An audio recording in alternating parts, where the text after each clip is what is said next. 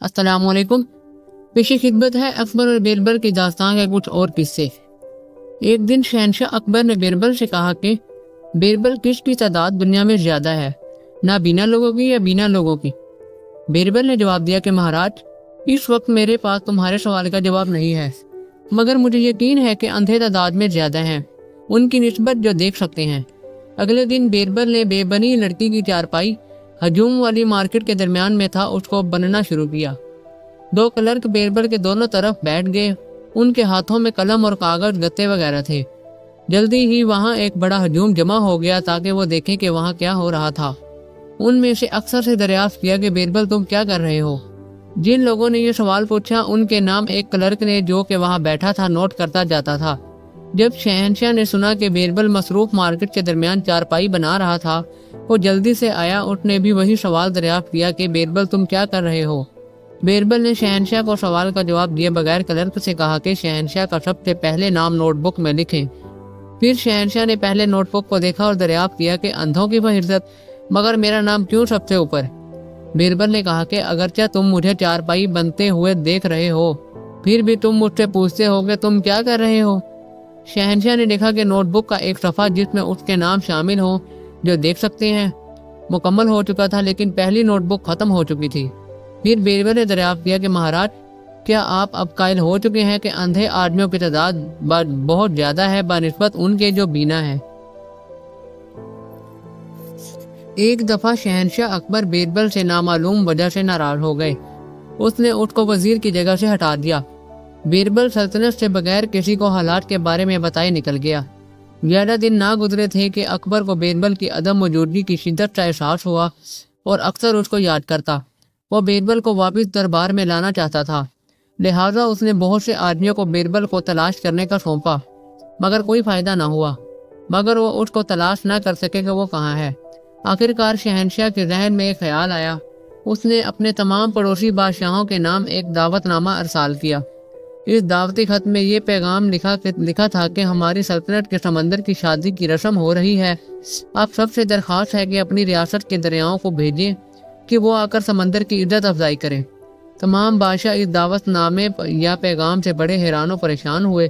بہرحال اکبر شہنشاہ ان کا شہنشاہ تھا اور یہ ان کا فرض تھا کہ اس کے حکم کی تعمیل کرتے۔ مگر اس کے دعوت نامے کا جواب ایک بادشاہ کے ذہن میں آیا۔ اس نے لکھا تھا کہ ہماری ریاست کے دریا آپ کے علاقے میں جانے کے لیے تیار ہیں، مگر آپ کی سلطنت کے تمام کنوؤں سے توقع کی جاتی ہے کہ وہ وہاں دارالخلافہ میں موجود ہوں اور ان کا استقبال کرنے کے لیے۔ اس طرح جواب سے شہنشاہ فوری طور پر سمجھ گیا کہ بیربل اس بادشاہ کے دربار میں ہوگا۔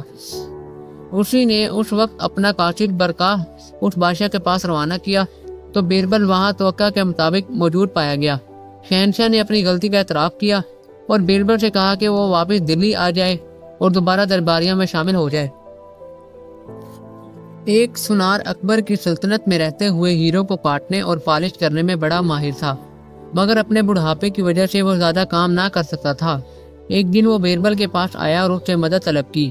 بیربل نے اطمینان سے اس کی بات سنی اور اس کو چینی شیشہ دیا۔ اس نے کہا کہ اس چینی شیشے کو اس طرح کاٹے کہ یہ اصلی ہیرا دکھائی دے۔ اگر تم نے ماہرانہ طور پر کر لیا، مجھے معلوم ہے کہ تم بہت انعام حاصل کرو گے۔ چند دنوں کے بعد سنار بیربل کے پاس آیا اور اس نے چینی ہیرا دکھایا۔ چینی شیشہ بڑی عمدگی سے کاٹا اور پالش کیا گیا تھا اور وہ اصلی ہیرے کی طرح دکھائی دیتا تھا۔ بیربل سنار کی صنعت کاری کی وجہ سے بہت خوش ہو کر اس نے کہا کہ تم نے بہت اچھا کام کیا ہے، آؤ میرے ساتھ شہنشاہ کے دربار میں۔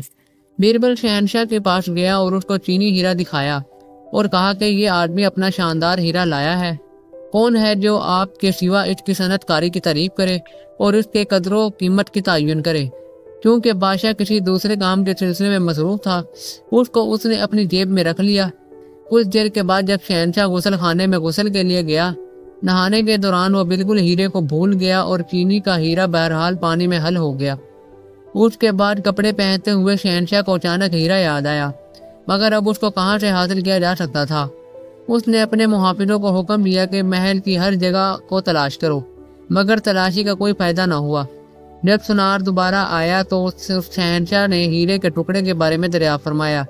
تب صنعت کار نے کہا کہ عالی جاں، بیربل نے مجھے کہا تھا کہنے کے لیے، میں اس ہیرے پر گزشتہ 5 سال سے کام کر رہا تھا मुझे इसके बदले 20,000 सोने के सिक्के हासिल करने चाहिए थे, ने इस वक्त जबकि मेरे फन की कदर की जाती।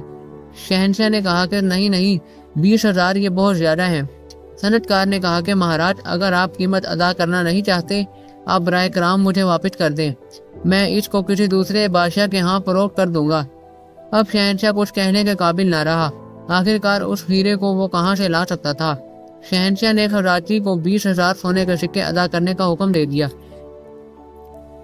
एक अयार और बड़ी होशमंद औरत अकबर शहंशाह के दारुल खिलाफा में रहती थी। हर रोज वो अपने गरीब खावन के सर पर 10 जूते मारा करती थी। एक दिन दरबारियों ने औरत की सरकुशी का जिक्र दरबार में किया और उसने कहा कि अगर बीरबल इस औरत को सुधार दे तो उसे अश्तनाई होशियार समझा जाएगा। बीरबल ने इस चैलेंज को कबूल कर लिया। फिर दरबारी औरत के पास गया और उसको बताया जो कुछ उसके साथ होने वाला है और बीरबल ने तुझे सुधारने के लिए किस तरह उनका चैलेंज कबूल किया है, और उसने उसकी रहनुमाई भी कर दी कि उसको अब क्या करना चाहिए ताकि वो बीरबल की कोशिशों को नकारा इस सिलसिले में कर दे। वो खातून बीरबल की जगह पर गई और उसे कहा कि देखो राजा बीरबल, मेरे खावन को दिन में 10 मरतबा पीटूं, मैंने अपने बेटी को भी यही उसके होने वाले खावन के लिए सिखाया है। मैं आपको हकीकत में ज़हीन समझूंगी अगर तुम मेरी बेटी से शादी करके चैलेंज कबूल करोगे। बीरबल ने कहा कि बेगम, मैं पहले शादीशुदा हूँ, मगर मेरा भाई जो कि जयपुर में रहता है वो शायद इससे शादी कर ले। उस औरत ने कहा कि अच्छा ठीक है, मगर उसे भी तयशुदा शराइत के मुताबिक हर रोज 10 जूते खाने के लिए तैयार रहना चाहिए। बीरबल ने कहा कि हाँ, वो शराइत तब्दील नहीं होंगी। बीरबल और औरत इस मामले में मुत्तफिक हो गए। उसने अपने भाई से जयपुर में राब्ता किया जो कि वो बड़ा होशियार था और ज़हीन भी, और उसको उसके चैलेंज में बताया जो कि उसको पूरा करना था। बीरबल का भाई औरत की लड़की से शादी करने के लिए तैयार हो गया।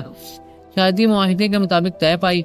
औरत ने अपनी बेटी को एक नए जूते का जोड़ा दिया और कहा कि याद रखो, अगर तुम अपने खावन को अपने काबू में रखना चाहती हो तो तुम्हें को दिन में 10 जूते मारने होंगे अपने जूते के साथ।